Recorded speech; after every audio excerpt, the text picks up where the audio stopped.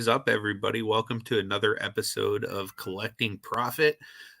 You've, of course, reached us another week with myself and Michael over there at Huddle Card Collection. This week we have a special guest all the way from Los Angeles, California. We have Kevin from Lorcana Goons. What is up, my man? Hey, what's up, Lorcana Goons and fellow YouTube watchers, everyone who's watching. Thanks for having me, man. I appreciate it. If you don't know our channel, we focus on Lorcana content, which is a trading card game that is new to the card game space. It came out last year in August, and it's the best of both worlds. It's Mickey Mouse and playing cards, you know. But yeah, I'm really excited to be here. I'm really excited to talk about Lorcana and as well learn a little bit about like the sports card world too, because I one of the things we do on the Lorcana Goons channel is market watch videos. It's one of the things we're really known for, and a lot of the reason that it's been gaining popularity is because when people are new to like a game like this, they start to realize that their money starts to kind of play around a little bit, or you can kind of make a buck or two sometimes, you know. So that's always good to see. For So sure. I really like what we do, trying to inform new players, veteran players, etc. Absolutely, man. The market watches are actually how I originally found you. I was just kind of looking up different values of Lorcana cards because I was lucky enough to pull an Enchanted, and my girlfriend pulled the Elsa, so we're constantly tracking the Elsas. And it's like every time you put out a video, she's like, "What's the Elsa at now?" Thanks for that. I appreciate that. It's really awesome, though. For anybody that hasn't seen the channel, I suggest you go and give him a sub. Shout out to Matty Ice, who said he's already a goon now, so definitely appreciate that. Thank you. But Thanks for joining essentially, the what he Goon squad. does is with the market watch videos is he goes and he'll track like all of the key cards, the price of like sealed wax and all of that stuff. So that way you can keep a real eye on what's happening and you can be informed whenever you're actually going to either sell your cards, buy cards, if you're looking to build a deck or whatnot. It's just like super informative. But yeah, so that's how I found you, man. And I've always really enjoyed those videos, especially as somebody that has an Elsa and gets to like hear the enchanteds going through the roof or Right. Yeah. For those who don't know, like the Enchanted Rare, especially the Elsa, is specifically the chase card from the first set, which is called the first chapter. And what's really interesting about Lorcana in particular is that it's attracted like this community of people who are either from different collectible worlds, or they're already like veteran other like trading card game players. Because to a lot of trading card game players, this is like our sport, you know what I mean? Like I did Yeah. sports in high school, but like I didn't really do it in college or nothing, but I got into playing card games competitively in college, and that became my like weekly thing to do now, you know. And now like Mhm. I keep up with it with all these like pro players. So one of the other things that got me started in the community was Yu-Gi-Oh, and Mhm. Yu-Gi-Oh is basically like a Japanese version of what Magic the Gathering was at the time when Magic was popping in the 80s and the 90s, you know. Mhm. So Magic the Gathering and Yu-Gi-Oh are like the huge foundation for like this community. When I play Lorcana at locals or in general, I tend to meet a lot of Magic the Gathering and Yu-Gi-Oh players, and I'm sure you guys are familiar with the Yu-Gi-Oh anime. So Yeah. it has like a Yeah. culture behind it of like of people who are super passionate about it, and now we're combining it with Disney, Mickey Mouse, Elsa, everybody's like favorite cards that we've either seen as kids or that now we have kids or kids in the family, and we're able to like introduce the Disney fandom to them too. So I really like that Disney went this route with Ravensburger is the production company. Ravensburger is like a company that makes games, and Cool. I'm pretty surprised that this card game is taking off the way it is, because I really like games for that competitive aspect as well. And they just announced like official tournament play. So coming in Yeah. 2025, we're expected to have a Lorcana World Tournament. You know, so That's gonna these be games awesome. are these games are serious business. Yeah. I'm sure you guys have heard of like some of the Magic the Gathering cards. You guys being Yeah. in the sports world, but I'm sure you're familiar with like Black Lotus, or let's say the more Mhm. recent, or the Lord of the Rings one of one that Post Yep. Malone. But you know, Mhm. Yep. even stuff like when Jake Paul came out with, or Logan Paul came out with that Charizard, you know, stuff like that Mhm. really changed the game for a lot of collectors. You know For what I sure. mean? And I think Disney wants to get a seat at the table with that, which is perfectly fine by me. You know. For sure. You think that they will have like that big chase that, such as like the Lord of the Rings One Ring or, something equivalent to that? I mean, I would hope so. But I wouldn't think anytime soon. Mainly because it took so long for like Wizards of the Coast, Magic the Gathering to kind of get where it's been. And I feel like just from my experience with playing other card games, the way Lorcana's been rolling out, it almost feels like they didn't want to put all their eggs into the basket. You know what I mean? For sure. And understandably they probably wanted to make sure the game was going to be popular before they started like investing more, because most trading card games when they launch, there's already organized play. There's already regionals, national events the very first year. But Lorcana, they said nah. They said we're gonna wait at least 6 months before we announce anything. So we're already on the third set coming out in 2 weeks, and we don't even have an official like regional anything like that. Yeah. So they're being very patient with it. So I do think in terms of like stuff that's for the collectors, like the 101s and stuff like that, we probably won't see those things till later in time. But I think one of the really great things about these trading card games is that we get prize cards, and prize Yeah. cards kind of supplement that level of scarcity for like serialized cards or numbered cards. One Piece actually, they serialize their prize cards every now and then. So Oh, that's cool. yeah, on like some of the Luffy prize cards for One Piece, it'll say like 0 out of 100, and it's That's pretty crazy cool. because it's one of the first games that started doing that. So Pokemon does not do that. I don't think they want to do that for whatever reason. But I would hope Lorcana is going to do that eventually. That's like a really high That hope. would be really cool, actually. Yeah, Yeah, I think prize cards are a really great way to keep collectors invested in the game and Mhm. keep competitive players invested in the game. For sure. Mm, Yeah, I mean, just seeing what's happening with for example, D23 cards that came out, like how expensive those have gotten. Do you think that like tournament prize cards, like such as like maybe the new Stitch one they just announced that's going to be for the first world tournament, do you think that that would be something that could be potentially like in that category one day? Yeah, so I'm really glad you mentioned the D23 promo cards, because a lot of people are really hyped on the Elsa, and I Mhm. always hear the term it's the Charizard, it's the Holy Grail. I hear that term Yeah. thrown around so much, in the space. And realistically, I think one of the problems with Lorcana was that because it is Disney, a lot of people came into this space from other areas, and everyone, not everybody, but a lot of people who pack Yeah. an Elsa Enchanted, they're gonna want to get it graded. They're gonna send it to get it Yeah. graded. So naturally, there's going to be way more graded Elsas than there would be, say, a graded Charizard from base set one from 1999. You know what I mean? For sure. And so a lot of people have their hopes really high for these enchanted cards, and I feel like to an extent, like right now, they're not gonna ever be like super duper expensive like a way a Charizard would.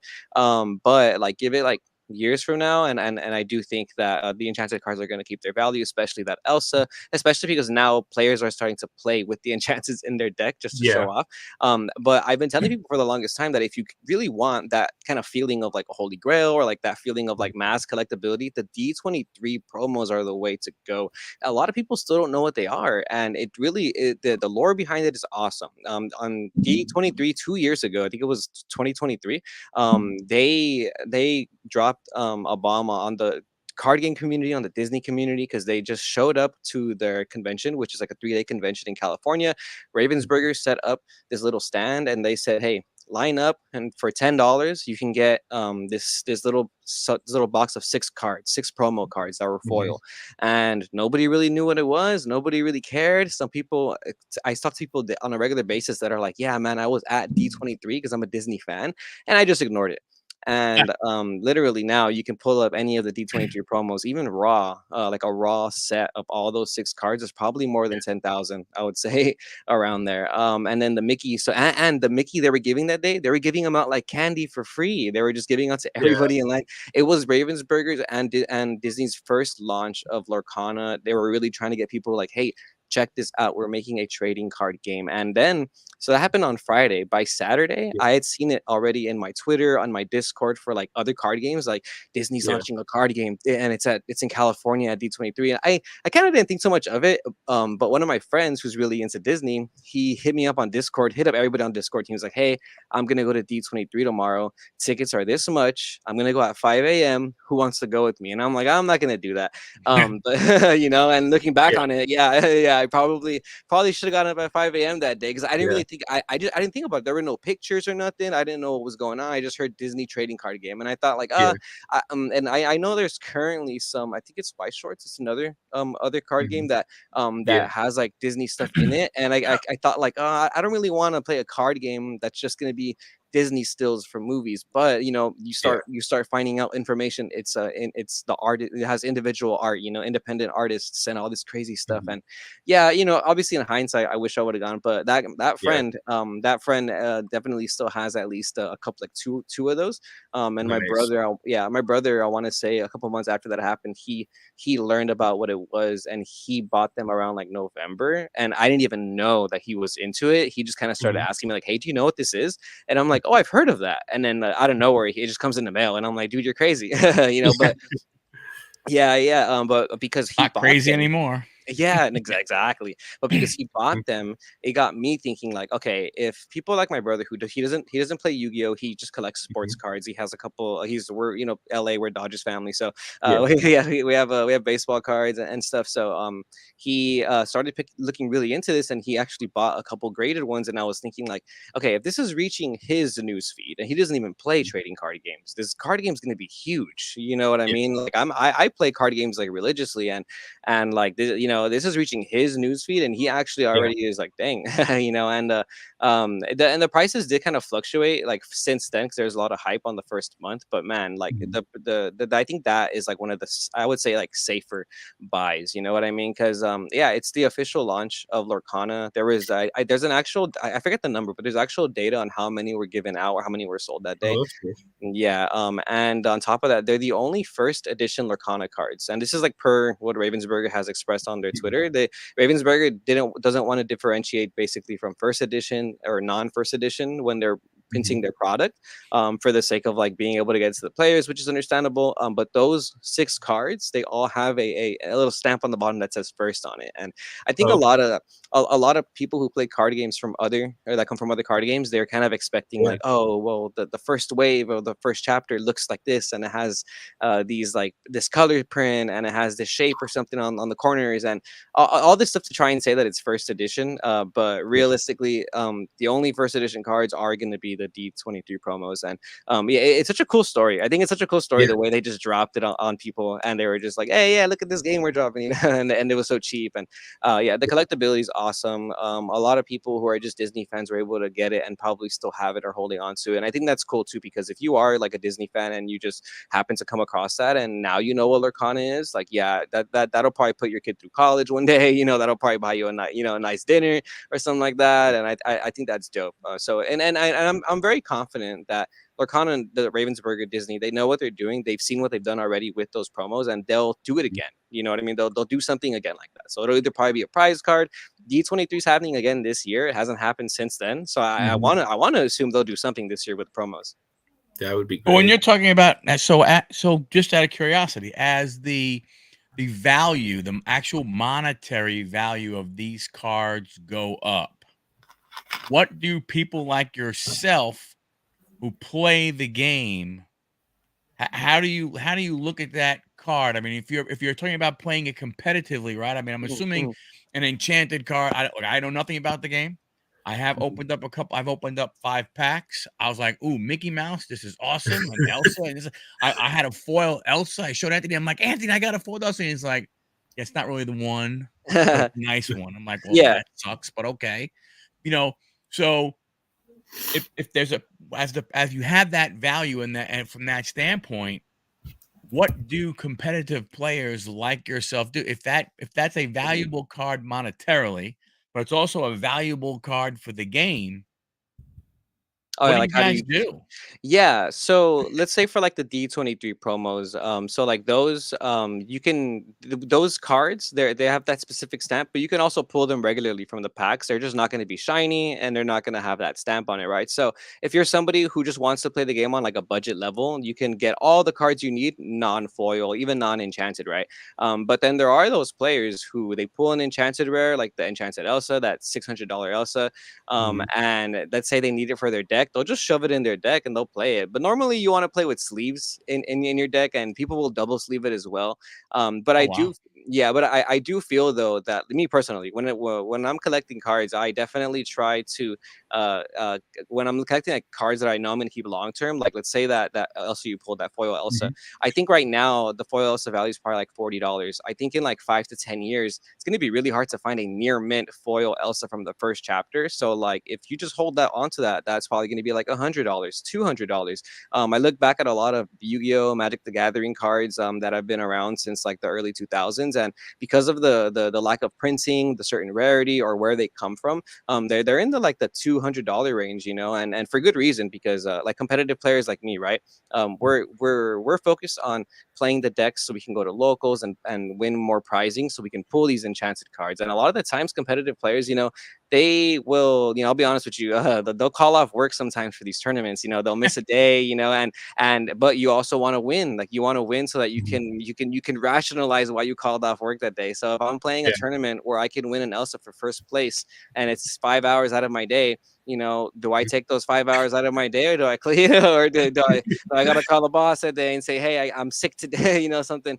And you know, but in general, sometimes it is just like like a sport, like sacrifice. You got to make sure you make sure you're off on the days where these tournaments are at. I think a lot of competitive players are focused on like the now, and very few also do both, kind of like hyper collect and play competitively. Because I've noticed for sure that a lot of competitive players usually aren't the ones that want to open like their own trading card game store. You know what I mean? But in some games like One Piece, as of lately, the One Piece is a very interesting game, because right now I can confidently say that you can probably professionally play One Piece and like pay your rent off of it, depending on where you live, because Wow. the pricing is crazy. Like the amount that the collectors pay, and even like their Mhm. versions of Enchanted are like five times more is Lorcana right now for some reason, and I'm really not sure what's going on with it. It almost feels kind of like inflated, but it's such a popular game that it's really hard to get your hands on that game. But that's like one of the first trading card games, maybe next to Magic, where I feel like you can probably, I would say, play professionally, especially because nowadays there's like simulators you can play online, you can stream, you know, you upload YouTube Yeah. videos. So like, and one of my dreams for Lorcana is to be able to like quit my day job and do it at full time, because gaming is so huge nowadays, you know, Oh, and Yeah. and this is, like I said, this is like my sport. This is a lot of people's yeah. type of sport, you know. So Yeah. it would be cool to make a video a day, stream, and talk about the market, because the market and the competitive side go hand in hand. Just like you were saying, that Elsa, like I was talking about, the foil Elsa right now is $40 a month. 2 months ago, that it was like $90, and because when the game first came out and all we had was that foil Elsa to play, a lot more people wanted to play it. So now that we're in like the third set that's about to come out, Elsa isn't played as much, so that does kind of drive the market down. But Elsa being a princess, being one of like the Disney favorite cards, even if it's not the Enchanted, if you just have a near mint like foil Elsa, it'll always keep its value. I think it's just one of those cards right now in Lorcana that's gonna have nostalgia for sure. And it has like a waifu tax, is what people call it. Basically, when you have like a pretty girl on a card, you could, you know, for like a trading card game, they end up being expensive. It could be any card, Pokemon, Yu-Gi-Oh. You know, Dark Magician Girl is like one of the most expensive Yu-Gi-Oh cards, and because it's Mhm. Dark Magician Girl, you know. Makes So sense. that's pretty interesting. But a lot of competitive players, we want to win the prize cards, because, like I said, One Piece has that serialized pricing, and Mhm. that's a moneymaker right there. You know what I mean? And I think that's like the goal for a lot of the competitive players. We want the cards now, we play them now, and we want to get rid of them before they become out of style. Because when they're out of style, the prices go back down. So that's a lot of advice I have for people who want to get into the game competitively. Like staples are cards where you're always going to want to have in your collection. So I would always say like hoard your staples, but stuff that you feel like is just kind of trendy, like the let's say the Elsa, or like cards like certain Mickey Mouse cards, you know, maybe get rid of them before you feel you're not going to use them anymore, you know. Yeah, for What's sure. I mean? Is it because she's a princess that the Elsa card is more than the Mickey? I mean, when you think Disney, you think Mickey Mouse. Mhm. So, like, like I would have thought, not knowing anything, if you're gonna tell me, hey, look, there's a game, look, card game coming out, Lorcana. It's a lot of Disney characters. Who's gonna be, you know, the big chase, the number one? You go, no brainer. Got to be Right. the mouse. Got to be Mickey Mouse. Yeah, Mhm. Was it because? I mean, then why? You know, I just, you know, is there any? so Is there anything behind that? I think it is what I yeah, because it's a princess, you know. I think that's one number one. Number two is that there's two enchanted Mickey cards. There's the Mickey Artful Rogue and the Mickey Wayward Sorcerer. So if you're just somebody who just likes a Mickey, you can literally pull two different versions of Mickey. Whereas for if you're someone who just likes Elsa, there's only one Elsa enchanted you can pull. Another one that I've noticed is a Stitch. There's a lot of Stitch fans. A lot of people love Stitch, and I personally really like the enchanted Stitch card. Mhm. I think that card is a very very nice collectible in my opinion. But yeah. So the Elsa only having that printing and the fact that there's like two different Mickeys you can get that are enchanted also plays a role in it. But at the same time, the D23 Elsa is way more expensive than the Mickey D23 promo. Granted, the Mhm. Mickey promo is not foil, so that plays a factor as well. So I think they kind of go like hand in hand because the second most expensive enchanted is the purple Wayward Sorcerer Mickey. So Mhm. it's up there. Yeah, but yeah, I do feel like Elsa being a princess is extremely powerful in the card game community. To be frank, and I love the card game community, but the card game community is a lot of nerds, you know, and you know you show a pretty girl to some nerds, and yeah, we're up for it, man. You Yeah. know, and I understand. But I love the card game community, man. All card games I played, I've had an awesome experience. I'm not sure. I know Michael, you said you never you don't really have like experience in Lorcana, but I implore you to maybe like try to play the game or something with Anthony one of these days. Aside from pulling the packs, because it is really fun, man. I think it's a really good Mhm. pastime. If you ever have just some buddies where you could just play with, play a 3-4 way battle, I think that's really cool too. One of the things that I really enjoyed was like making friends with this, because like when you're older, it's hard to get out, and then nowadays, especially in this like social media virtual world, like where do you really go like to interact with Yeah. people, on a weekly basis, people to catch up with, or just like even just get that competitive itch out of so For I know, and sure. Anthony, I know you've been saying you've been playing a lot at your locals in your league too, right? So what's been For your sure. experience with playing Lorcana?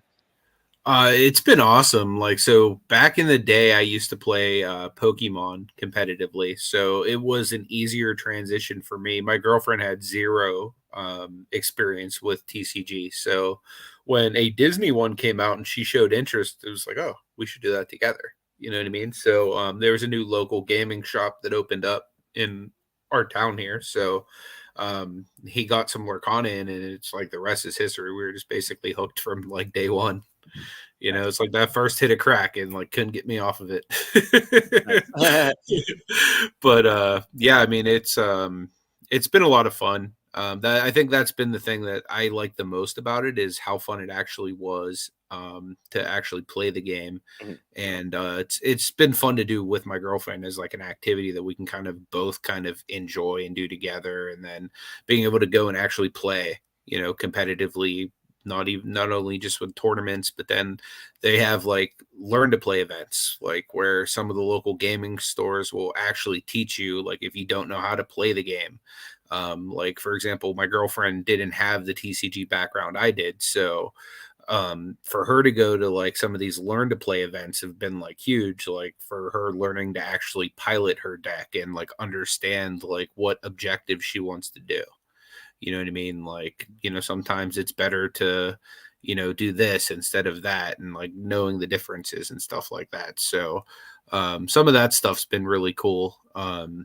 Just seeing the different learn to play. I'm sure like Pokemon and other TCGs have that too, but I've been seeing a lot of the local shops in my area at least doing the learn to plays. So helping to, I guess, build new players too, because she's somebody that I wouldn't say would normally, say, oh, I'll go enter a tournament. But like after going through some of the learn to plays, like she's like, oh, yeah, I would like to enter maybe the next one with you. So it's kind of cool, I think. Well, I'll tell you from a collector perspective, I know when I went to the Culture Collision show here in Atlanta, um, versus last year's Culture Collision, definitely.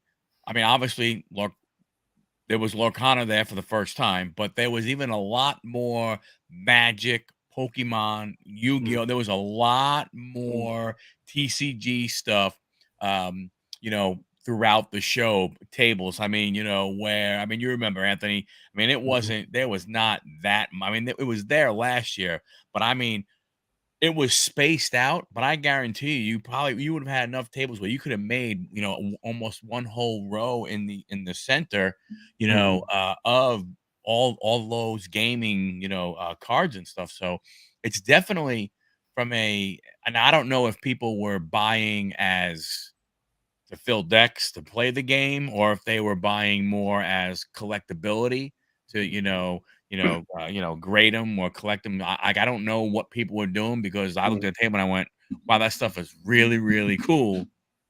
But looking at that card and saying, that's a $20 card. Is that good? Is that bad? You know, you know what I'm saying? So from that standpoint, right? So I don't like, if, you know, like, I don't know if somebody looks at that card and goes, wow, $20 to have that in my deck. I could do X, Y, and Z if I go play it, you know, if I actually go play in a tournament, versus, wow, $20. I want that one because I want to send it in to get graded, and, you know, because it's going to be worth, you know, money. So I didn't know that difference because I didn't spend a lot of time. But I will say there were a lot more tables than there definitely were last year in the TCG arena, for sure. Big time. That's really awesome to hear, honestly, because like I again, like, I love it. I love to hear it, man. I think that it's both, actually, what you mentioned. I think that some players are there to fill their master set. They want 4 copies, 3 copies of all the cards. They want to get their $10, $20, $40 cards graded. And then some players as well, they're going there because maybe they have a tournament coming up and they're missing the last key of their last 3 cards of their deck or something. And one of the things I've learned being in California is that I'm very blessed to have as many card shops around me here, because when I talk to players from just around the world, I hear it all the time. The nearest card shop from me is 2 hours away. It's an hour. It's 4 hours away. Things like that, and I'm like, man, like, I don't know what I would do if I wasn't able to drive 20 minutes to my local game shop and buy the card I needed for the tournament this weekend. Like, I would, we have Frankenstein's collectible show in California. I don't know if you guys ever Yeah, been they're to this awesome. local. Yeah, so the other person that helps me with the market watch, his name is Zach. He has a booth there. So he has a booth there. He handles the Yu-Gi-Oh, the Lorcana, and his partner there handles the Magic and the Pokemon. So a lot of times, like, I ask him for his, like, first person opinion and perspective on a lot of times before the market watch goes on, because he has that, like, seller's standpoint, that seller's perspective. And he always tells me, man, that, like, living in this area is a blessing because you can play the games you want to play, you can find the cards you need to find, and some people literally have to wait for some of those shows before they can have that experience. And the fact that we're seeing it a lot more at these conventions and these shows is really showcasing that these games are just gaining more and more popularity, especially post pandemic. I think a lot of people picked up, like, their collections again. I know I had to sell my collection at one point when I was in college, and it really stung. You know what I mean? And picking back up a Yu-Gi-Oh and playing again. The first thing I did was I picked up cards I had before, because some of them are still relevant. And I'm like, now that I have them in my binder, I don't even play Yu-Gi-Oh anymore. I'm playing Lorcana full throttle, but I have them in my binder. I have them there, and I kept them there. And I'm like, I'm never getting rid of these, because they're even more expensive now than what they were then, because some of them are just different rarity. Like, they're there's cards that they cycle in through to the time for the meta of, like, playing competitively. And when they're high, and then when they're not used, they're low again. And there were certain cards where I'm like, dude, I used to play this and it was like $2 back then. Now it's a $50 card. Like, why can't I find it anywhere? So For now, sure. yeah. So now when I have cards that I just read or staples, and I'm like, if I ever want to play Yu-Gi-Oh again, the cards are there. And the thing that I like too about, like, trading card games is that, like, because some people aren't the best at spending money. I love spending money on cards like that because I always know that if I'm ever in a bind, I can get rid of them if I need to. You know what I mean? So For sure. there is that kind of like almost like a reliability in, like, having, like, a trading card game binder, where I feel like, hey, if anything ever happens, like, my money's not in the bank, my money's, like, in these, like, nice shiny enchanted rares that I have, Yeah.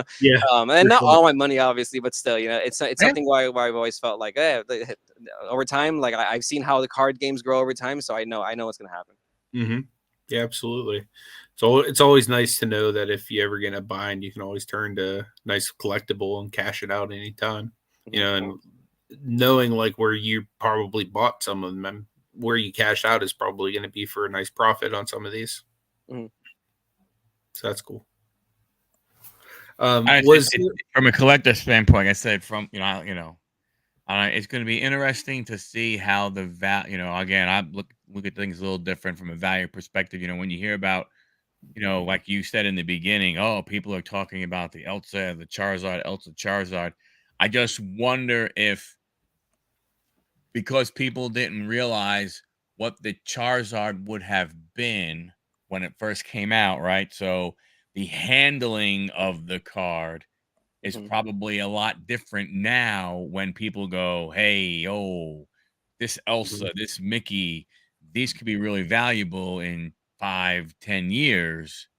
Let's go ahead and let's handle these a little different than back in the 90s when who gave a it's a Charizard, who cares? Woo, they throwing around. I mean, and honestly, it's no different like what I did, with sports cards. When we would sit there, and we would, I don't know if wherever we were, if there was a wall, if there was a stair, we'd flip cards until there was what you called a leaner, and the leaner got all the cards. So you're literally throwing the cards. So you're denting every edge, every corner, because you're flipping them against the wall, trying to make them lean against the wall.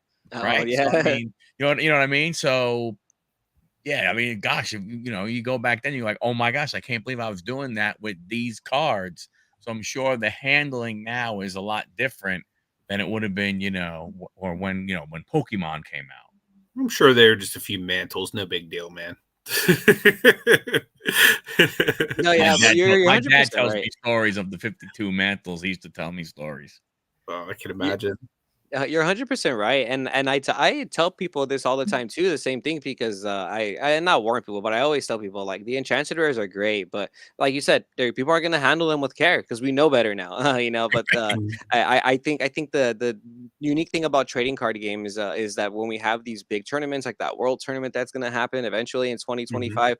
They're gonna do a prize card for that world tournament. I can't imagine what it is, but whoever wins that world tournament first ever Lorcana prize card, that is going to be like insane. It's probably going to be that's probably going to be a 1 of 1. And if it's not a 1 of 1, it'll probably be like the same card for top 4, but the first place is probably a specific rarity, making it the 1 of 1. And there's I know the official, not the official Holy Grail, but the technically most expensive Pokemon card isn't that Charizard. What it is it's an illustration card that was basically a promo. The Pokemon Company gave it to some person who illustrated one of their cards. It was like a kid or something, and apparently it's like one of a kind thing because Pokemon never does that kind of stuff. And then the same thing with Yu-Gi-Oh. The most expensive Yu-Gi-Oh card ever is like the very first World Championship Yu-Gi-Oh prize card that was given in Japan in like 1999 or like 2001 or something. And but these cards are like, so I think prize cards is kind of where that supplements that situation of like, oh, we handle our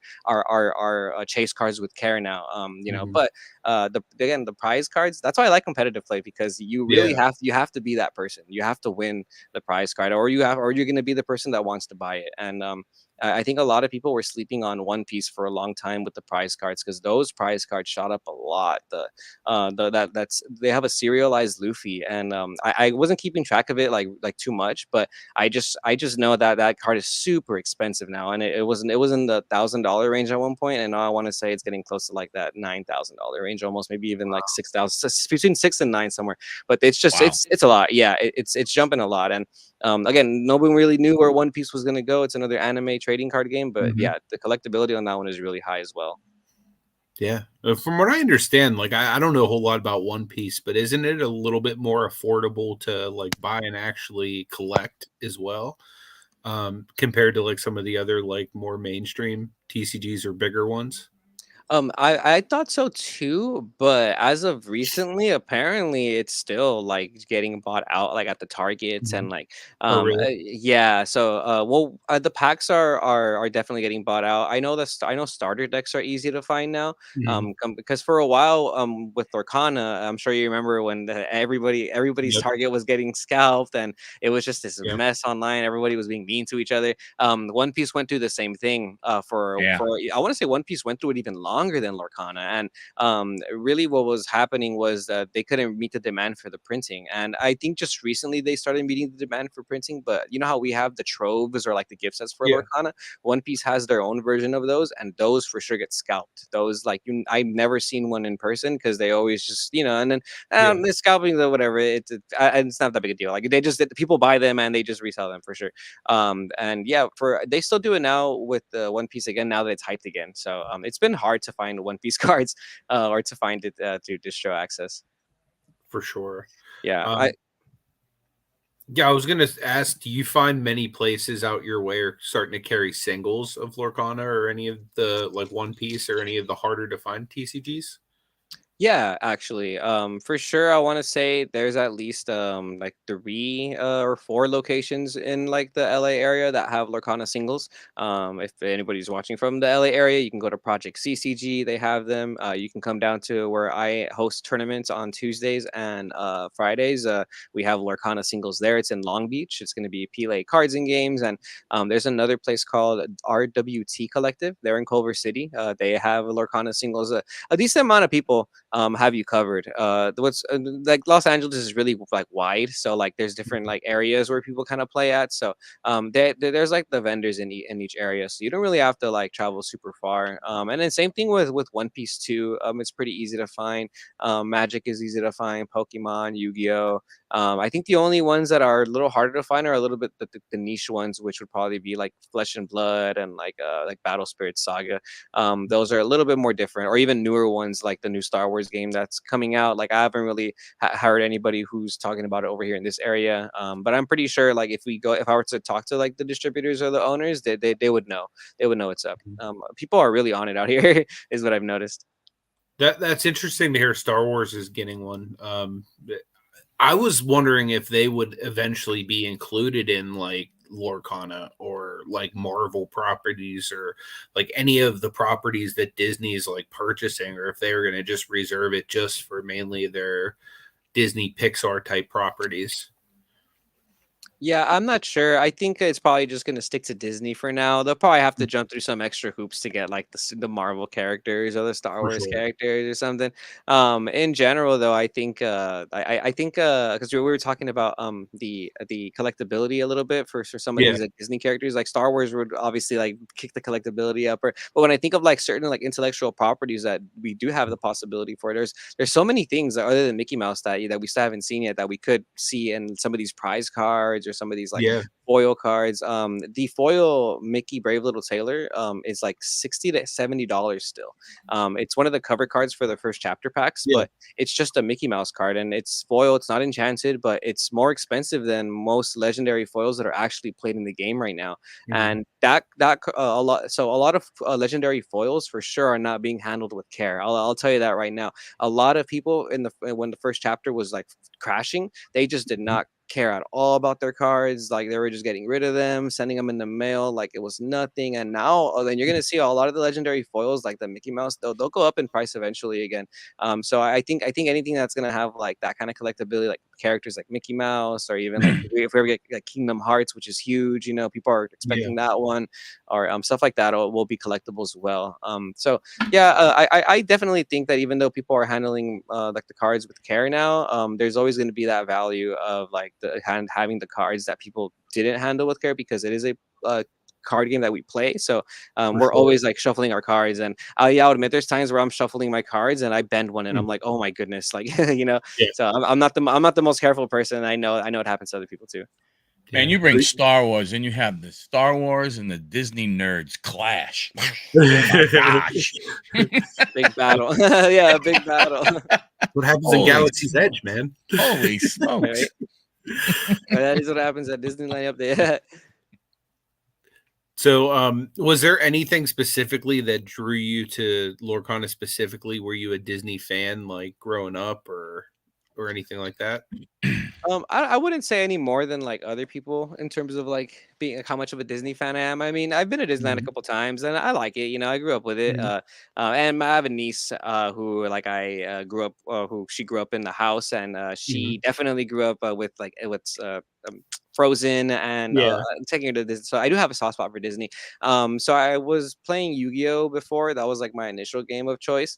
And Mhm. I stopped playing for a long time. I used to do YouTube for Yu-Gi-Oh actually when I was in high Mm. school and a little bit in college, and then I stopped just to really focus on school. And I still kind of played Yu-Gi-Oh a little bit online or just every now and then, but I didn't really take it serious anymore. And again, like during the pandemic or and whatnot, there was this point in time where people were doing Yu-Gi-Oh tournaments through webcam, and the official Konami page was streaming them. And one day I'm on YouTube and I see it being live streamed, and I'm like, oh, I'll just watch it. Like I don't really know much about Yu-Gi-Oh, but I'll just Mhm. watch it. And I just got inspired to play again, and I started playing again. But the game was so different in terms of not the way the game was played, but the community. I feel like the community wasn't welcoming at all for Yu-Gi-Oh, and I feel like for that game, the community's never really been the nicest. But it just feels like it just I don't know, something about being in the space. I just didn't feel good.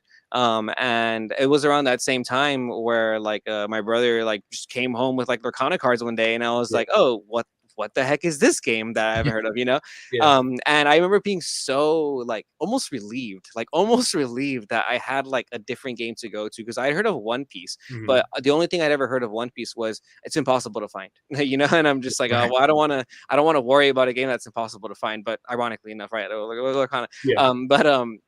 Yeah. So I got really excited and almost relieved, and I still kept playing Yu-Gi-Oh in the last like year or so before Lorcana came out. But you can ask anybody. The moment Lorcana came out, I just dropped Yu-Gi-Oh. I stopped going to Yu-Gi-Oh locals. I just did not care about it, and I just picked up Lorcana. And it wasn't until I want to say like halfway through the first chapter that I really like. Sorry, but I really have the balls to start a YouTube channel, because Yeah. I had the Yu-Gi-Oh one, and the Yu-Gi-Oh one was pretty successful, and I was kind of picking it up again, but I was also just not really passionate about it. And the Mhm. moment me and my friend made that first Lorcana YouTube video, like I don't know, something just clicked in me. I felt like I was in high school again, man. I felt like I Mhm. was just in love with the game, and it was just one of those things where I'm like, man, I should be doing what I was doing for Yu-Gi-Oh for this game, because like the community is being so welcoming.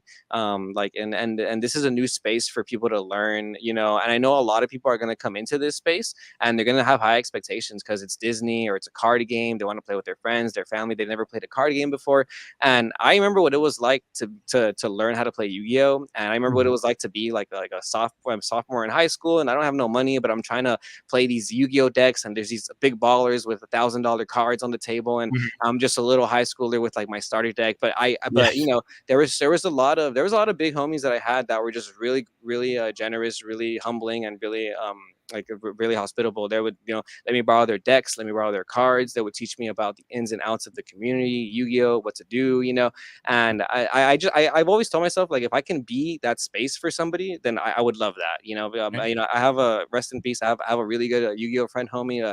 He passed away at one point, and he was just I have like very fond memories of him teaching me how to play Yu-Gi-Oh when I'm just like 17, 18 years old. You know what I mean? And Yeah. if I can like provide that for people in the Lorcana space, because it is a new game, then that's Mhm. what I'm trying to do with either YouTube or just in general. So I got really excited when the game came out. I'm like, this is a new opportunity for a lot of people, and I'm really excited to see what this holds. For sure. Were you surprised with kind of how I guess popular it's become? Yes and no. If anything, I'm surprised that people aren't playing more.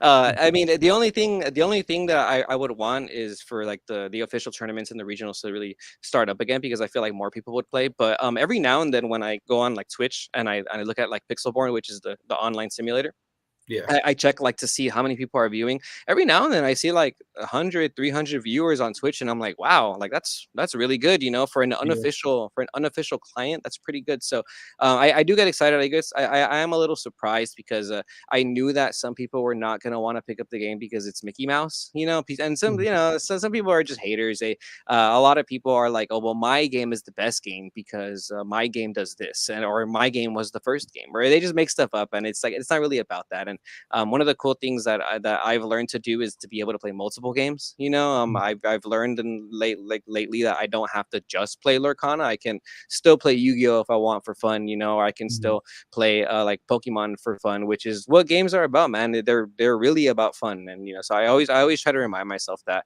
But yeah, man, I do get surprised every now and then when I go to a tournament and there's like 15 people and I'm like, hey, cool, this feels like a popping community, and I think it's a really good sign because we don't even have official tournaments yet. We don't have official prize cards yet, but we already have committed Lorcana Goons that are showing up to locals every week. So Yeah. that's really good. I can only imagine what's gonna happen when we have like expensive prize cards.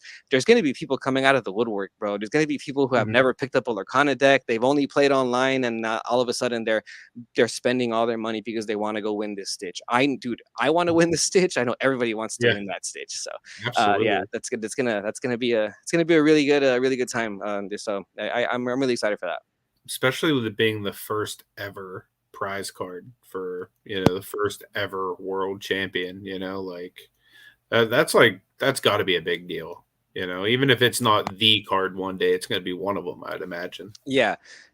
I think that's going to be an iconic piece of history. And I think it's really hard to fail as a trading card game. I mean, not hard, but I feel like if you have Mickey Mouse behind you, like it's going to be kind of hard to fail as a trading card game. I don't know if you guys are familiar with MetaZoo. MetaZoo is another trading card game that actually just like they officially said, hey, we're done.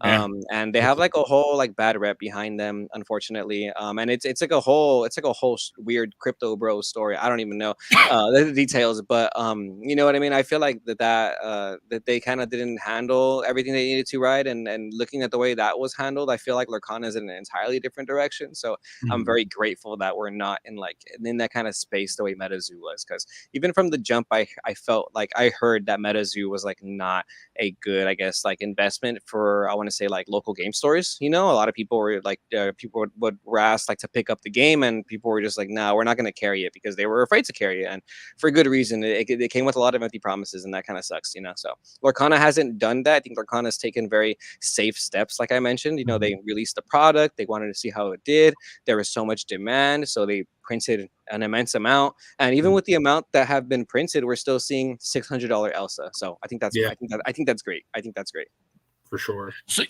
you talked about like you hosting a tournament, and let's say a regional or a state or so and so, and that stuff isn't happening yet. But is there a, I don't know what I call it, but like a Lorcana authority group that they're the ones who say, yes, we can do this? Or is it just that, like, why, what backing does there have to be able to do these bigger, regional, state, country, world tournaments? Yeah, so right now there basically isn't any official tournament. So all the tournaments that have been happening up until like even now, tomorrow, up until like I want to say next month, they're all have been independently hosted by like the local game stores. So we're waiting for Ravensburger Lorcana. We're waiting for them as an entity to basically provide the backing themselves to schedule the event locations and to say, hey, these are the official regional tournaments league. And what they're probably going to do is they're going to team up with a lot of these LGS owners, and they're gonna say, hey, you're so and so from Southern California, you have the biggest local game store for Lorcana, we want you to host our regional. But because California is so big and there's going to be so many players, they probably can't host it at their actual game store, so they'll rent out like the convention center for a day. And it'll probably seat about like 500 people usually around there, or to 1,000. And because California is pretty popular in this area, usually card game tournaments see like at least 1,000 people. So we're waiting for like the official Lorcana tournaments to start, but even the unofficial ones have been seeing a lot of people. The online tournaments have been seeing like 200 players. There was a tournament in France that had 143 players, and that was just unofficial, at like a game show convention, but it was run by like an independent store owner. I attended one that was like 70 players, and I think it was like a $30 entry fee, but like the top 8 players, we split a pricing of like $1,000. So that was pretty cool, and but a lot of it has just been independently run. So because it's independently run, it's really hard to advertise and market as well, because the store owners have to do all the marketing and have to do all that stuff out of pocket. Whereas the moment we hit this official like Lorcana Nationals, you know, the Lorcana Twitter, the Lorcana Facebook, they can all post about it on Instagram. And I get a lot of comments on my YouTube videos asking like, hey, where do you find these tournaments? And I'm like, man, if people still are, if people, you know, there's this many players entered in these online tournaments and people are still asking me, how do I enter this tournament? I can only imagine again how many people are going to enter when people, it's like, you know, official and mass known. So the marketing thing is going to go a long way, I think, with the official tournaments. Yeah, definitely. I know Pokemon does something similar as far as their like world tournaments and their national tournaments, as far as stuff like that goes. Whenever they set those things up, so it'd be interesting to see how close to that structure Ravensburger actually adopts. Yeah, but it does sound like it's going to be really cool. Like it might be like weekend like events, from what I'm kind of gathering from some of the stuff I read online. yeah, they're gonna do fan know. events too. So Yeah. which is basically like non-competitive. Hey, come and hang out, trade cards, you know. And Mhm. because of the way things are going, I honestly think they're probably gonna do not like fan prize cards, but they'll probably do something weird, like we're gonna raffle a prize card at this fan event. Because Mhm. you know, if you're a casual player, I think you're, you know, it's the thing. So the Stitch, right, that we're talking Mhm. about, it's like a prize card that you get as your invitation to nationals. And I'm already talking to players who come to my locals and they're saying like, oh, I'm never gonna get a Stitch, because they feel like, so like I'm not confident to Yeah. play on that competitive level. And number one, I tell them, yes, you are confident, because card games are 50% luck and 50% skill. It has to be your day, man. It has to be your day. And if sometimes you can carry that luck all the way to 100 and you can win. I've seen it happen plenty of times. And then number two, I tell people all the time too, like it's not the end all be all. You know, you're gonna be able to get these cards probably in a different way. Like, and I think because Ravensburger is very family friendly, there's a lot of Mhm. players who are gonna be on that like casual level of like, hey, how do I get a Stitch prize card? Because and if I can't play that competitively, so they're probably gonna do something at the fan events where they like maybe give raffle some off or something, which might impact the price because there's gonna be more printings. But I do think again it still goes a long way, because as long as the game's popular, then they're gonna be in demand. For sure. Yeah, I could totally see that. Mhm. Um, is there a specific prize card for every tournament that they're planning to do, or do you think that it's just going to be like the world championships that they're going to do like special enchanted rares for? Um, I think it's gonna be based off of like the quarter. You know, it might even be just based off of the yearly season. So we might get like Stitch for like the first year run of Lorcana, and it might be like, oh, you get this when you play the national event. And I think when we have like the national tournament, it'll be a different prize card. And then I think when there's the world tournament, it'll be a different prize card. Usually most games they cycle, and they'll do like Mhm. a quarter system. So that serialized Luffy for that One Piece game I mentioned, that was the first prize card, but it's not in the cycle anymore. I think it was only for like maybe the first 4 or 5 events that happened. So it was probably like like 3 events in Europe and like 3 events in the United States, and that's, you know, like, or like 3 events in South America, and that was it. So it was like a limited amount, and like it's been cycled out, and they're never going to use that as a prize card ever again. So it's and they're going to do the same thing with Lorcana. Once they make the certain prize cards, it's going to be like for that year, and then, you know, once the Mhm. year is over, we'll move on to the next character. So Makes yeah. sense. And again, that's cool because it comes with data. It comes with basically like, oh, how many were printed? Well, there's how many events there were, so we know how many were Yeah. printed, which is cool.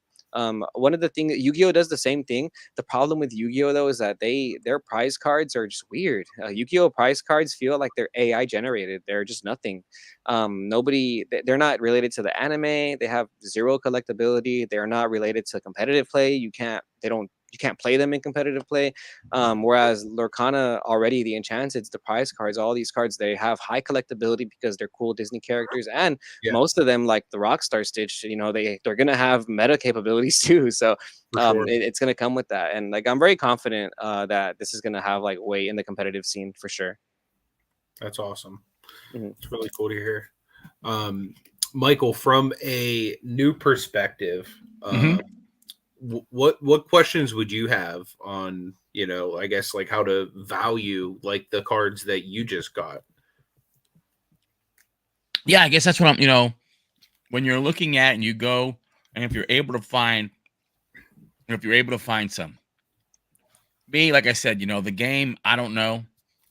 I don't know if I play the game, but being a trading card, sports card guy, Mhm. I find value, that you can, the possibility of getting this card and in this type of box and this foil and this, that, and the other thing is, interesting to me. I just wonder, again, with it being printed so much, is it, is that, obviously we know that's going to have an effect, but I guess how is it getting released? Like you said, we had the first one. Then when it looked like you couldn't find them anymore, then all of a sudden they were showing up on shelves like crazy. Yeah. You know, I'd go into a Walmart or a Target, or I go into a Walmart and they would have, two rows, the smaller packs. Yeah, booster packs. Yeah, and then they would have, not as many booster boxes and everything, but like I'm thinking from myself, if I'm looking at this not from a gaming perspective, but from a collectability, from a collecting profit type, mindset, with them printing so much, how is that going to affect a value? Like to your point, because these are cards that are meant to be played, so it's not like you get a rookie card of somebody and you put it you put it away. Mhm. And I don't know, is it one of those things where whatever the valuable cards are, is it like a, hey, is it easy to get, harder to get? Is it a valuable card because of the game and the way it's played in the game, or are there cards that are valuable because of the scarcity of them? That's what, from that standpoint. Yeah. Yeah, there are some cards that are more valued because they're just harder to pull, like short printed almost. One of those cards I would say would be Ursula. The foil Ursula, it's just there's always way less listings on that card on TCG Player. So let's say from your perspective, if you just ever looking at a shot or you're ever looking at like a showcase and you see Lorcana cards, TCG Player is like the go-to space to kind of check like the recent market price. And I think that you can you can see the amount of listings there too. And I usually use that to compare almost the pull ratios. And I've seen since the first chapter, certain cards always naturally have way less listings than others. One of those being a foil Ursula or like the foil Mickey BLT. They always just have naturally less listings, and a lot of people rely on booster box video openings and they watch a bunch of them to kind of gauge like, okay, one of the reasons why the Elsa is also more expensive too is because it's the same thing. There's always less listings for it, either because it's more in demand or because less people are pulling it. Yeah, so you kind of there is ratios, and there are like there's no confirmed like, oh, this is what the ratios are, but there is like I guess inferences on like the scarcity or like what you're looking for. But yeah, a lot of the cards that are expensive right now, they're only expensive because, like you said, they're played currently in the game. And in terms of the collector standpoint, if you buy them today, you're mostly non-foils. Like if you buy the non-foil beast right now, it's $50. And I'll be real with you, in a month, 2 months from now, it'll probably be a $20 card. It could be a $5 card a year from now, because they can reprint it into oblivion.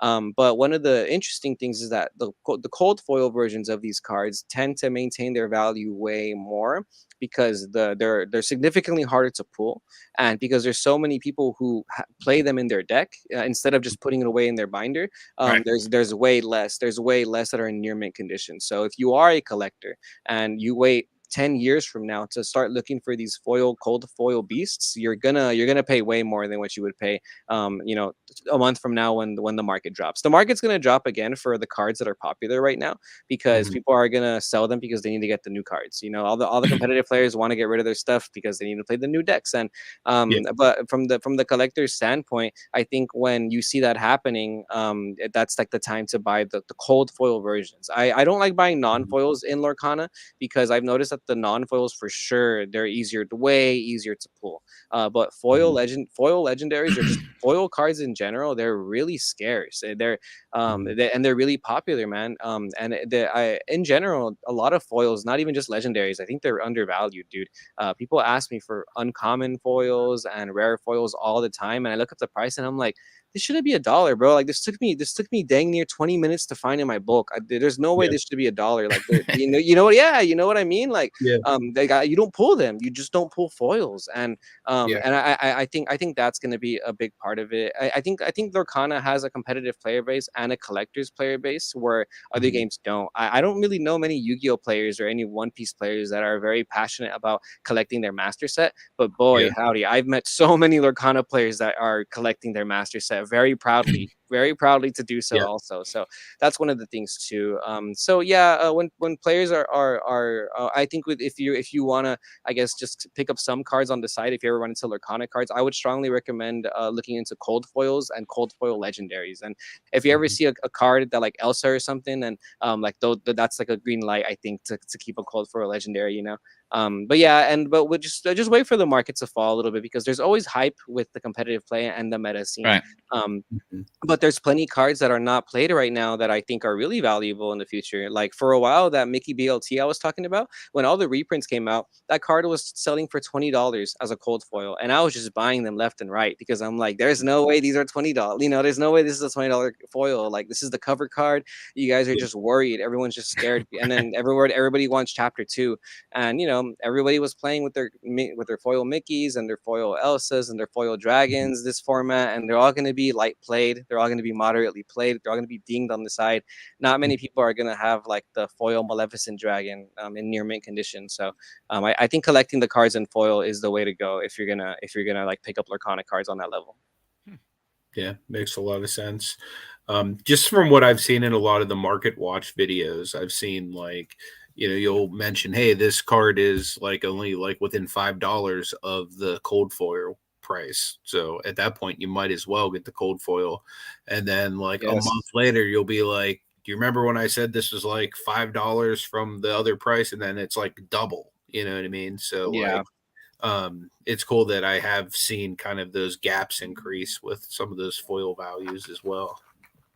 Yeah, man. And sometimes it's either the foil shoots up or just the non-foil just shoots down because of all the reprints. And like the foil pricing is just always more reliable. And again, if you're a collector, a lot of times you'll see on TCG Player that the foil price is literally 50 cents or $1 more than the non-foil. And then you know, so like Arthur, for example, I think Arthur's a really cool card.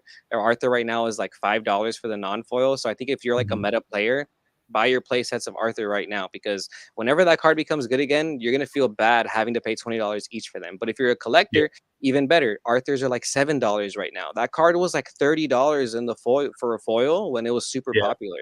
So like, you know, give it a year or so and you'll be very satisfied that you bought your collection like right now on these cards where people aren't really hyped on them. So and then and the same thing when the competitive scene comes back in and all of a sudden there's more players in the game, we're going to see the cards start getting bought out too.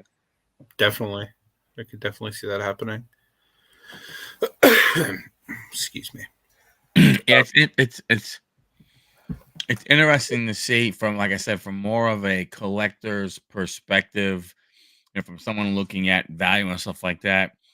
You know, again, it's interesting trying to see how it's going to work with cards that are actually used for something other than just keeping it, you know, in a binder or in a top loader or in a, you know, or getting it great. You know what I'm saying? Like there's more to these cards than just the collectability of them. So it makes me wonder, you know, okay, may value, you know, perspective. Yeah. Because they're played, is the potential more that the foils and those cards can you know, rise in value a lot more, because there should be less that are in that near mint and above, you know, condition. One would think. Yeah. I mean, I think... or unless someone's going to all of a sudden show up with a deck of all, you know, all cards graded by SGC, and they're thinking, okay, I'm ready to play my deck. No. Oh my Yeah. god, that'd be crazy. That'd be hilarious. And I kind of people, like I said, people double sleeve their card, and it feels like you're playing against a bunch of slabs when they double sleeve. 'Cause it's like a stack that high. Yeah, but yeah, I would think, yeah, I think only time will tell. But I think from my experience with other TCGs like Yu-Gi-Oh or Pokemon, time has told me that cards that used to be really popular back then are just really hard to find near mint in the future. And if you have them near mint, then then it ends up being worth a decent amount. So I'm very confident that'll happen with Lorcana too. I usually tend to keep the foils to the side, and I keep like my deck for non-foils, for that Mhm. reason. For that reason. But Yeah. it could be both ways, because they could just print an infinite amount of this card game, because it's a company. They can just do whatever they want Right. at the end of the day. But I'm very confident that from a collector's standpoint, even just a sealed product is a very good way to go. So I kept a box of the first chapter, and I kept a box of the Rise of the Floodborn, because in general, you don't really see booster boxes on the shelf of like a Walmart or a Target, at least not here in California. There's Mhm. too many thieves in California. You can't put booster box packs on the shelf out here no more. Not a single Walmart in LA County will have packs there. So it's just really hard to find that kind of stuff. So the booster boxes are kind of a novelty almost. And we've seen it in the trove prices, the first chapter troves. It's sealed Mhm. product, and they're ridiculous. They're more expensive than the booster boxes. The booster boxes come with 24 packs. The troves only come with 8 packs, but the troves are $230, and it's only because it's a sealed product. If you have it in mint condition, that's they Ravensburger never reprinted those, and now we know that the Inklands troves are going to be different than the first chapter troves. So Mhm. that's Oh, so wow. I think even from a collector's standpoint, if you're interested in Lorcana but you don't want the cards because you don't want to really worry about what's a meta, what's played, blah blah blah, then just buy the sealed product, dude. Mickey Mouse has stood the test of time. The Disney collectors love everything Disney, and card game collectors really love every sealed product too. So I strongly recommend everybody who is a Lorcana player just hold on to a booster pack or hold on to a starter deck or something, And I've been building my collection of sealed product for this game. I was literally, that was my next question. I just ripped a booster box, but I have another booster box on the way. As much as I want to rip into it, I was going to ask, do you think it's worth saving a sealed booster box for, 10, 20 years down the line? Yeah. Maybe it'll be worth 10x what it is, or however many X. Yeah, I'm gonna do it. I'm gonna do it for sure. Yeah. I think it'll be worth it. One of the unfortunate things is that the very first wave of the Lorcana booster boxes didn't have any tape or anything on them, so they were kind of they were really easily damageable. And Yeah. I didn't really think twice about opening all of my first wave booster boxes, and I don't have anymore. But so the first chapter booster box I have has a little tape on it, right?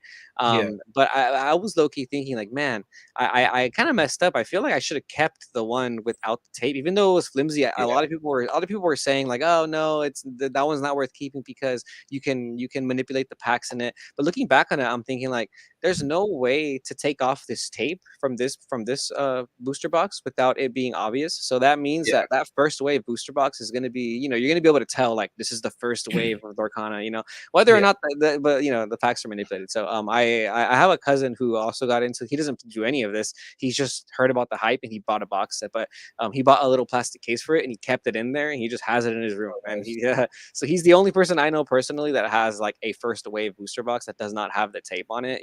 So comparing that to the one with the tape on it, I want to say eventually they'll probably have a price difference, because I know right now One Piece, there's a difference in the pricing for the booster boxes, the first chapter, I mean, for them.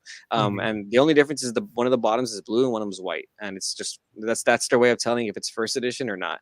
I think that'll have its value. Same thing with all the other sealed booster boxes too, because starting with this third set, we're gonna start having Saran wrap on the booster boxes. So um, Interesting. Okay. yeah. So that's been confirmed already. So no more. So these first two boxes, first chapter and Inklands, they're very unique. They're very unique to the Lorcana space. You know what I mean? So they do have a collectability. Because starting now, the ones in the future, they're all gonna have that plastic on it. Yeah. Really interesting. Yeah. So I'll definitely stash one then. I think it would just look really cool on my shelf too, just to Yeah. have a Lorcana Yep. box just staring me in the face every day. Yeah, it's cool. It's kind of tempting, but it's kind of like, haha. Yeah. Yeah, Yeah. 100%. That's why I ripped the other one already. nice. Yeah, no, I've been packs too. Yeah, get yourself a little acrylic box to put it Yeah. in. I literally was just talking to a guy at the card show on Saturday about that. This company builds boxes for all the different either trading card games or like even the old like junk wax packs that you know, Walmart or rack packs even that they used to sell. They literally make they had like 20 different sealed wax boxes. So like I'm there with an empty Lorcana box trying to like match it up to find the right one. But I guess they haven't come out with a specific Lorcana one yet. But yeah, it's definitely something I'm gonna try to get done. Yeah, I know my cousin got one off Etsy, if I'm not mistaken. Like a Lorcana, like an acrylic box Okay, for the nice. yeah, for the box. But yeah, because he kind of hit me up like a week later after he bought it. He was like, "Hey, I almost feel like the adhesive is coming off." And I was like, honestly, like these boxes were made kind of flimsy. So I told him like you should look into getting like a plastic baritone for now. Put it in Tupperware or something, you know, and yeah, just keep it away from the elements, keep it away from the air or something. Yeah, and so he kept it in the acrylic box because he wanted to make sure that it was going to be fine. And yeah, I just have mine in my closet. I don't have any box on it, but I just kind of made sure nothing was on it. So I want to keep it as mint as possible, you know. But For sure. mhm. Yeah, Etsy has some nice stuff. With as hard as it's been to find like basically anything Lorcana, me and my girlfriend went to Etsy and got some play mats. Because Nice. like I think the Maleficent one was like $200 at one point or something crazy for the play mat. Like At now it's least like locally 150. around Yeah. here. Yeah. Oh, okay, dang, yeah. Yeah, Um, that's another one with the sealed products too, like the playmats. If you guys ever run into playmats, Michael, I know you don't play, but if you ever run into Lorcana playmats, just Yeah. buy them. Yeah, just buy them. Yeah, any Right. official Lorcana stuff that you see, like it's just gonna be collectible for sure. All the mhm. playmats have shot up like, well, they're $20 MSRP, and you can't find a single one for less than 50. Oh So the wow. most expensive one is like 140. You know, and again, so over time, man, it's just gonna keep going higher and higher. This the Mickey Mouse stamp just adds like an extra little tax, man. It's just kind of Yeah. crazy. Well, like I Mhm. said, that's why what surprises me is that again, you said there's two Mickeys, but again, it surprises me that the card that everybody wants is the other. I mean, it just I'm not saying that it's wrong or anything. It's just surprising to someone like myself because, again, Mhm. now, not knowing what the target age group is. Mhm. Maybe the target age group for Lorcana when they thought about was, that maybe it was teenagers or so. And if we know teenagers, the teenage girls probably going to want to maybe look at that. I don't know. Right? They're probably not thinking of their target audience of being, 50 to 60-year-old men, from that standpoint, right? So they probably think, well, the hell with it. So that's all I'm saying is surprising. I don't. I mean, it is. That's awesome. And if I mean, Yeah, I I think was that's surprised too. great. Yeah, I was You pretty know, surprised too because I didn't really think it would be like that. But I mean, the nerd community surprises me. Yeah. That's a cool. It's cool One though. thing that I'm glad. One Was thing that? my girlfriend and I were talking about whenever we were seeing how much more expensive the Elsa was than the Mickey and how that was kind of the chase card, I was wondering if maybe it had anything to do with the fact that Mickey Mouse like retired officially from Disney as of I guess last year, and like they I guess don't really have the patents. Like obviously they'll still use him because he's Mickey Mouse and everybody loves him, but I'm wondering if they want to put like another character up on that pedestal now that like other companies can Oh start yeah. using his images and likeness and stuff because a bunch of other card companies have already come out and released Steamboat Willie stuff just since the patent expired like a month yeah. ago. Wow, okay. Yeah, So it could be that too, man. I can't imagine. I think one of the things that somebody told me was that Elsa in general, like merch, was just one of the Disney's mhm, biggest sellers in the Oh, last that's couple of true. years, like the Elsa yeah, toys and all that stuff, you know. So I'm pretty sure it hits home for a lot of like the dads that were buying for Elsa for their kids or whatever. And just in general, you're right. It could be Disney kind of making the shift to marketing towards more like Elsa's going to be our, our the face of Disney for now because it's selling the Yeah. most. And They probably still got a fresh 90 years on her contract at least. yeah, yeah. Oh yeah, man. And Frozen's a great movie. I like the movie actually. In general. What about you? You guys? Are you guys Disney fans at all? Like, do you guys like? I'm not like a Disney. I'm not like a Disney head either, but like I appreciate it. You know. I'm a Disney nerd. Like me and my girlfriend just went to Sweethearts Night. Like what was it, last week or the week before, something like that. Oh, nice. Okay, cool. Yeah, yeah. So heart-shaped ravioli. Okay, dope. That sounds dope. No, yeah. It was actually really good. Yeah. Nice. Yeah. So Zach, if you're still here, you said you found new Lorcana, meaning just new boxes there, or is there a new version out? You said there was the third. You said there's a third release coming, or is the third release already out? It wasn't drop on like the 18th or something like that, or it drops on the 23rd for like for he probably just seen new ones there that he might not have seen before. I mean, I can only imagine. You know, here you are, and Zach's in Georgia also. I can't imagine all of a sudden Georgia they got a pre-release of Lorcana cards that haven't been out anywhere. But yeah, I feel like a lot of people are barely starting to see it on their shelves too. You know what I mean? There was a lot of, I mean, the whole scarcity thing was crazy with the packs, and even now when I go to the Targets around me, I don't ever see Lorcana like at Target or anything. So, but I am starting to see some people say like, "Oh, I barely found it finally." Yeah, so it's catching up. So that's cool. Yeah, I've seen it more at Walmart than I have in Target, and when I have seen it, I've seen more in Walmart than Target.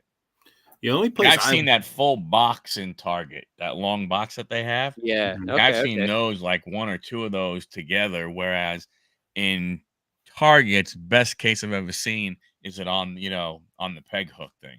Oh, okay. Yeah, the best I've ever done is Barnes and Noble. That's like kind of my honey hole around here. They're all like the Walmarts and Targets get cleaned out fast in Pittsburgh, unfortunately. Okay.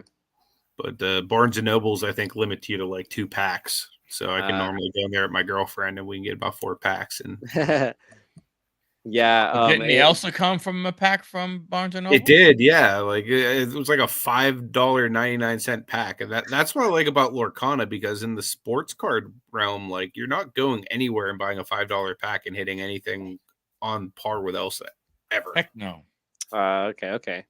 Heck Which no. is like it was just like insane to us. Like we went in there, spent like $5. Well, we spent like 4 packs each or something like that, but like for a $5 pack to have that in it was pretty awesome. So how much are like sports card packs, and like how does that work? Well, sports card packs aren't like that much more like for individual packs. Like the way they break it down is like from retail and hobby. Retail normally is a much watered down version of what hobby has. Like it'll have like some of the more basier things from hobby. It'll have very few, if any, numbered cards. Probably no autographs. If you're lucky, it might have a like relic card that's not even associated with the player.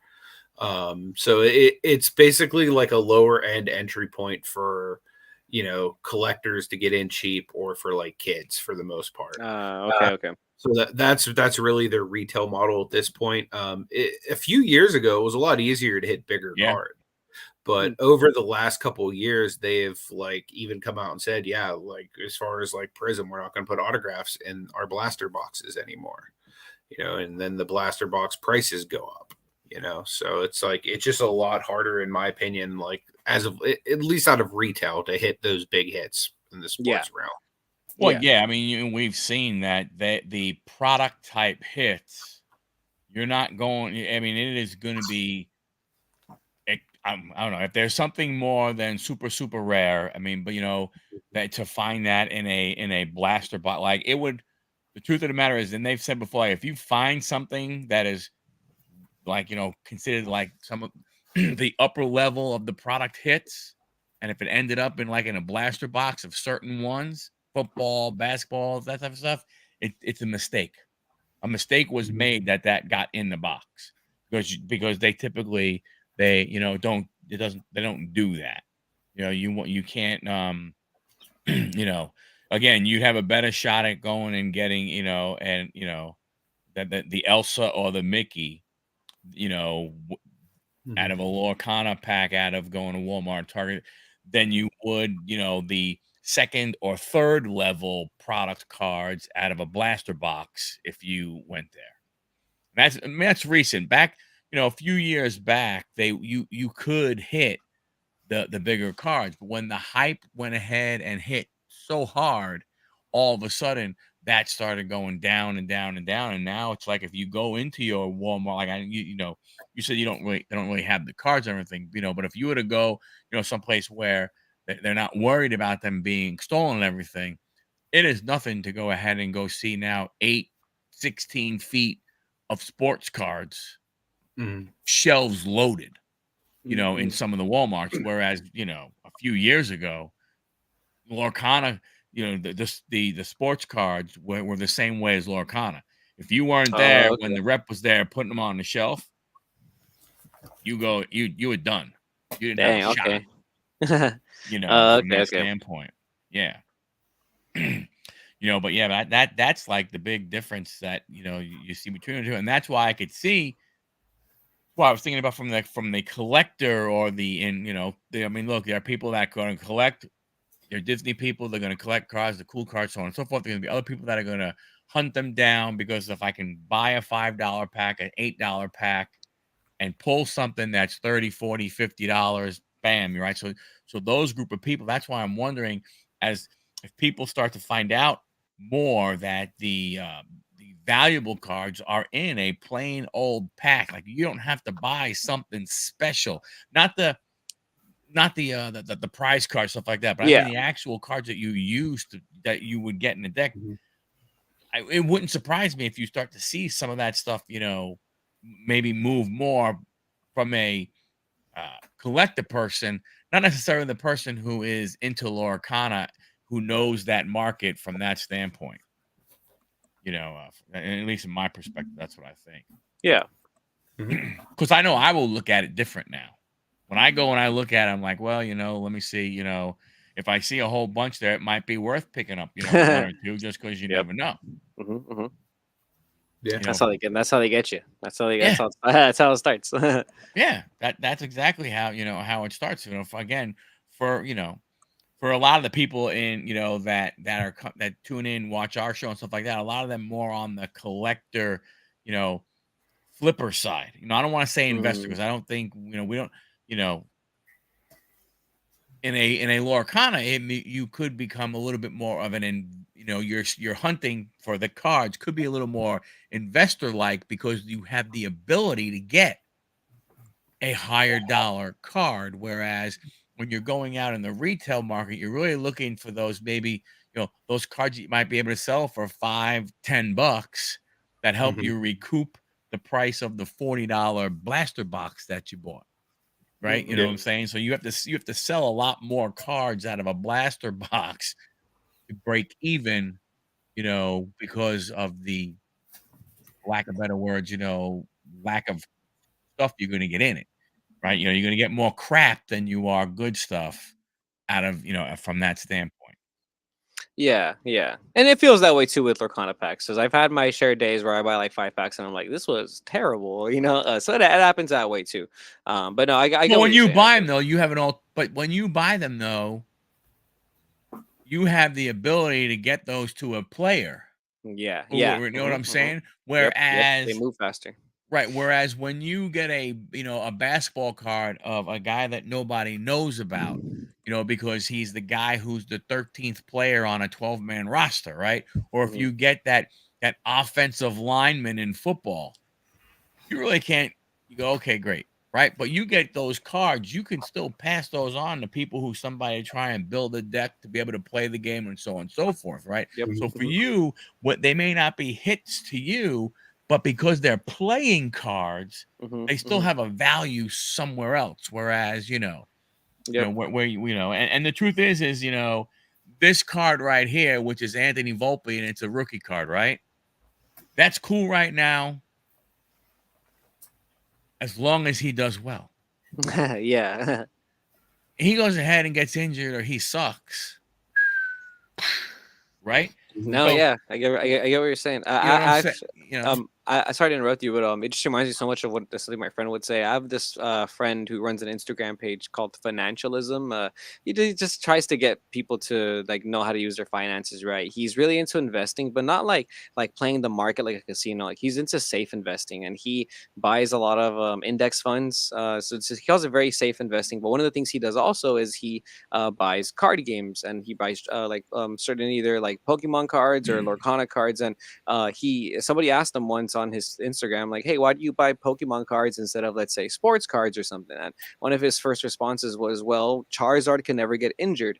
Charizard can never go to jail for something." You know what I mean? This Yeah. is always going to be. This is always going to have its equity in the sense of like it's going to be collectible for this reason. And I love the sports card world because like it's like it's probably one of the it's probably what inspired like the way we handle our trading card game the practices.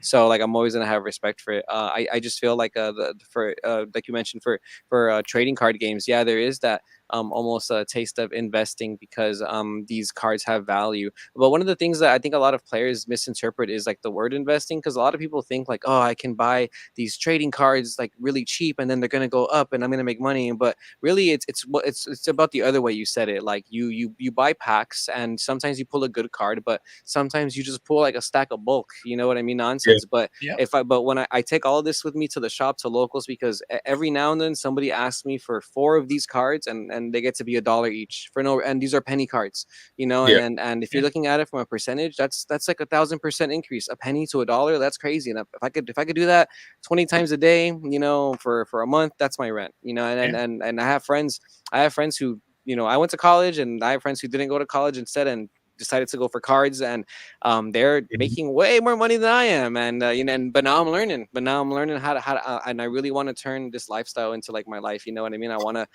you know, Zach, the other guy, his full time job is buying in and selling Lorcana and Yu-Gi-Oh, and That's awesome. he makes a good living out of it. And I grew up with this guy. I met him when we were both in high school playing competitively at a tournament, and now I get to watch him start his business, and he's helping me start my business too. So I do want to give a shout out to him because he's taught me so much about the way the trading card game market works. And thank you guys too, obviously, because you guys are teaching me about how the collectible market works from your perspective. Yeah.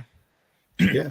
Yeah. Thank It you. like I said, from my perspective, it's you know, it's really really interesting because like I said, like you just said, those cards that really should be, you know, not worth much become worth more just because it's a value. It's a value for somebody else to go ahead and play a game with. Mhm. Yeah, Mhm. yeah. One of the things I love to say is that these companies, Konami, Bandai, Wizards of the Coast, these card game companies, they are printing money. They're printing Mhm. Mhm. money, and they're legalizing gambling for children. I love it. Mhm. Yeah. No, but they really are printing money, man. And you know, and it's almost free.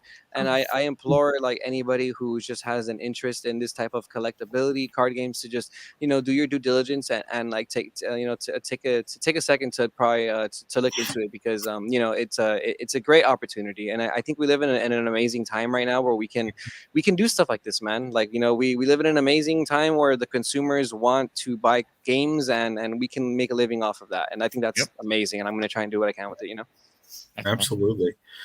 Before we wrap up, is there anything that we didn't cover that you'd want people to know about your channel, about your business, about, you know, just anything in general? You know, anything you want to shout out? No, just shout out, like I said, Zach. He's the other Lorcana Goon who helps me a lot with the channel and the market watch stuff. And just shout out anybody who likes the videos. Thank you, Anthony and Michael, for having me on, and shout out you guys for Yeah. any of the videos you ever watched. Or, you know, I really do appreciate it. Like I mentioned earlier, I would love to get to a point in my life where card games is what I do for a living. You know what I mean? And and I'm on a mission to do that. In the meantime, I'm juggling my day job too. But like I am building a nice collection, and I try to keep an open transparency on the market watch too, because I don't ever want anybody to get the wrong idea of what I'm trying to do. You know what I mean? Mhm. Really, all I'm trying to do is, like I said earlier, just provide a space for people to be comfortable to learn about the game, because I know that this game is attracting a lot of new players, and I want to be able to like teach people about, like, you know, around those hills that it took me a while to get over when it comes to card games. So and I just love talking about it. So thanks again for having me on. Yeah, man. Thank you for coming on. We genuinely appreciate it. Michael, anything coming on Huddle Card? Well, no, how you know, when you were talking, something just it hit me that we didn't ask about, and it just hit me. And I know we're late and it Yeah, sucks, but no, you're good. um, is there anything in the Lorcana cards that can help against counterfeits? You know, like what was it? Pokemon do something where if you took the card apart, you whatever it may be, or something along those lines. Has something like that been kind of sort of incorporated into Lorcana? Because like you're saying, you get Disney, you get all of a sudden you get the backing and everything. Next thing you know, there's somebody finds 5,000 enchanted Elsas in a dumpster in the back behind somebody's house. Yeah, so when it comes to enchanted, and this is one of the things too when it comes to like having experience in card games. Like so this is like the enchanted Cinderella I have. I don't know if you can see the foiling on it, but it's very swirly. It's a very specific foiling, but you can only really tell if you've had an enchanted in your hands, you know what I mean? Mm, So to get back to your question, one of the first things I would tell like buyers or just players in general when it comes to counterfeits is if you're gonna buy from people, I would say try and get from trusted sources like TCG Player, eBay, because usually eBay has a buyer's safety or like an authenticity mhm, situation for graded cards.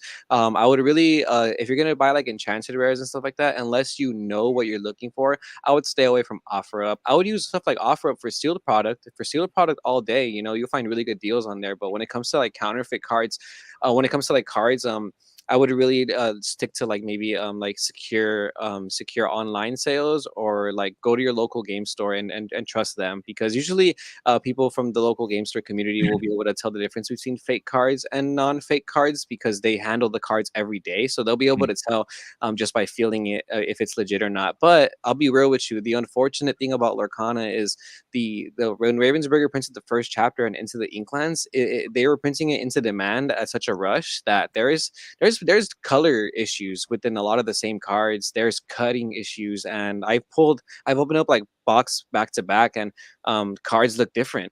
Cards look different in the color. They look different in the way they're cut. Unfortunately, so the only way I would be able to like really like tell would be to actually feel the card or to just look at the backing, because usually like the only way to tell if it's fake is if like the printing is just really spotty. You know what mm. I mean? But it looks basically look for a full color on the back, and the feel of the card needs to be consistent with any other Lorcana card you've had.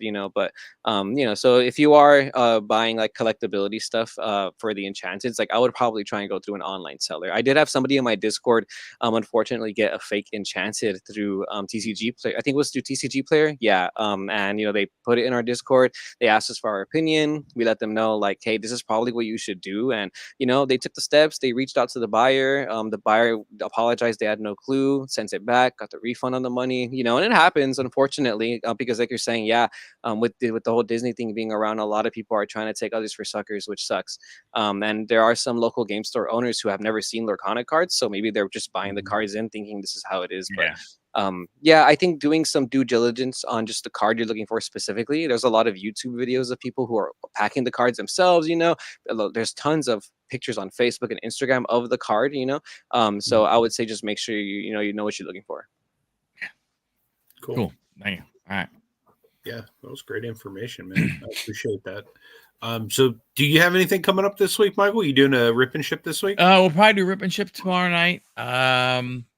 Then we're gonna try and stop at a card shop on the way home, see if I could, get some newer stuff. Kind of hard right now. There's not a lot of newer product out. You're into that. It's on that like that lull from a baseball perspective because I get a lot more baseball people, that come into the rip and ship and everything. So from that standpoint, but yeah, just that. We got our final football Friday video opening because there is this big game on Sunday. Yeah, That's there right. is.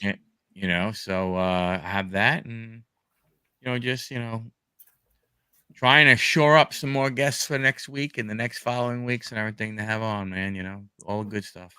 Before we go, Michael, can I ask you a baseball question? Certainly. What do you think of like collecting or like getting an Otani card right now, considering the whole Dodgers thing, or even Yamamoto, for example? My brother is just really into he's really into the Otani hype right now, and he's just looking at these cards, and I'm like, I don't know anything about baseball. I don't know if that's like a move or not. Yeah, so the Otani stuff is going to be interesting to see what happens when his first Dodgers cards come out. That's Mhm. there's going to be there's going to be definitely a massive spike when that happens. Now, the thing you have to realize is that probably baseball is weird because of all the different sets. So you got to realize, so like you have like tops and they have what they call flagship, right? That's their like everyday, thing. That is the vanilla of the flavor of cards, right? Mhm. And then you move up and you have the flagship, but you have it in chrome.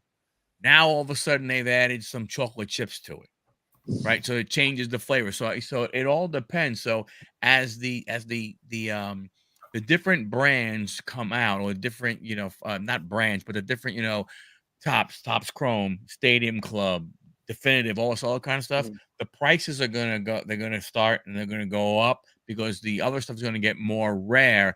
And as new sets come out, the older set prices typically will start to go down.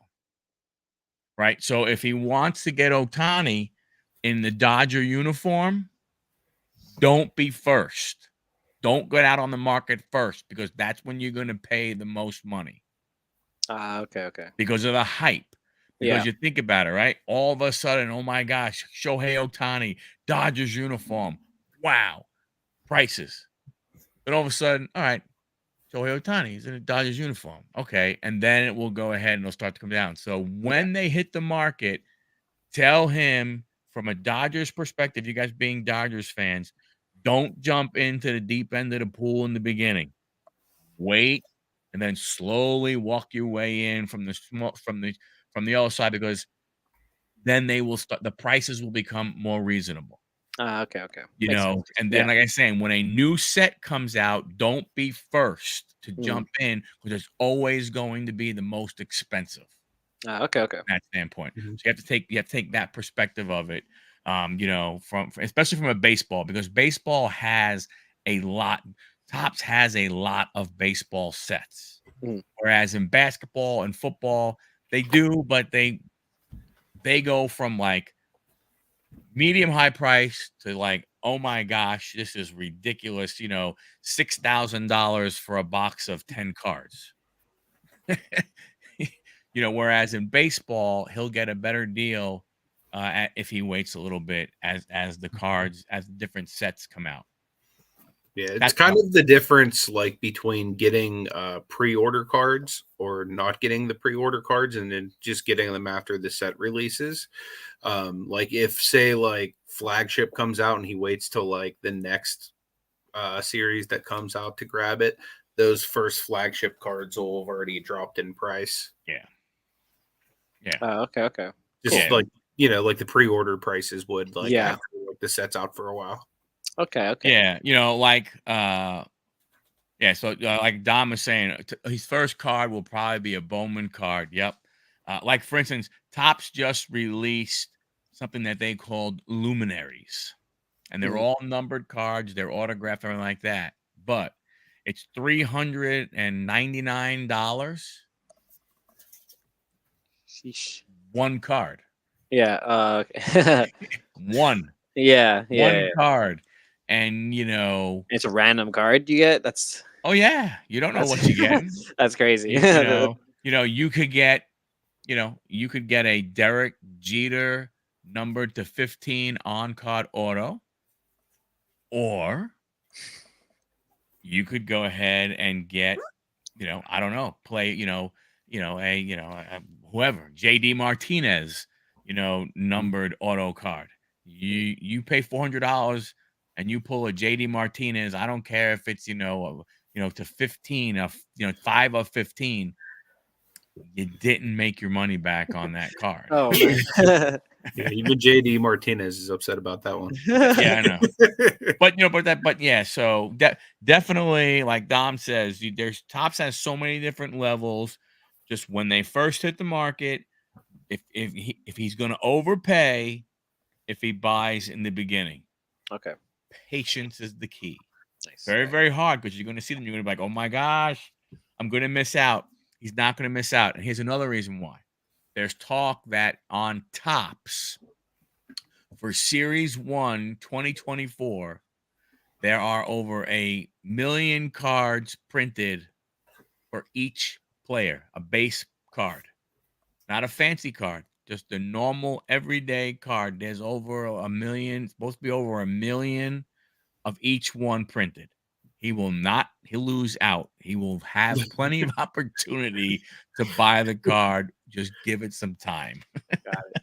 Yeah. Thank you, Mike. I appreciate the advice. Especially if you go to Frank and Sons, you'll get it in a $1 box in a few Okay. For sure. Yeah, definitely, Dom. Yep. But yeah, do you have anything special coming up this week on the channel, Kevin? You want people to know about? No, nothing crazy. If you guys do want to keep up with the Lorcana market, we do the market watch videos every Monday and Friday. So if you guys want to tune in, we'd appreciate it. Nothing too in particular that I'm going to be covering, just some more tournament recaps. I'm working on a video going over the new cards from the third set, if you want like my opinion on that from a competitive standpoint. And then I do want to start focusing on kind of teaching new players about like the ins and outs of like competitive play as we get closer to like organized tournament play in Lorcana. That's awesome. Yeah, I think Very that's cool. going to be really, really helpful, especially since there's not really any official source of it yet. You know what I mean? Like, so Yeah. getting first to market, even with that's going to be huge. It's awesome, man. Well, again, I appreciate you spending this time with us. Yes, thank you very much. Of course. Thank you Sharing for all having of me. the information, man. Like, this has been a treat for me because I'm a fan of what you do on YouTube. So Thank you, man. I appreciate thank you you very guys. much. Yeah, Yeah. me too. I learned a lot, and I wasn't expecting to. Yeah. Again, guys, make sure you go over and become a Lorcana Goon. Follow Kevin. I do have his Instagram scrolling below as well. If you want to follow him there as well, make sure you follow Michael as well, because next week we'll be on his channel and we have another good show planned for you. Yep. So we'll see you guys then. Thanks a lot, everybody.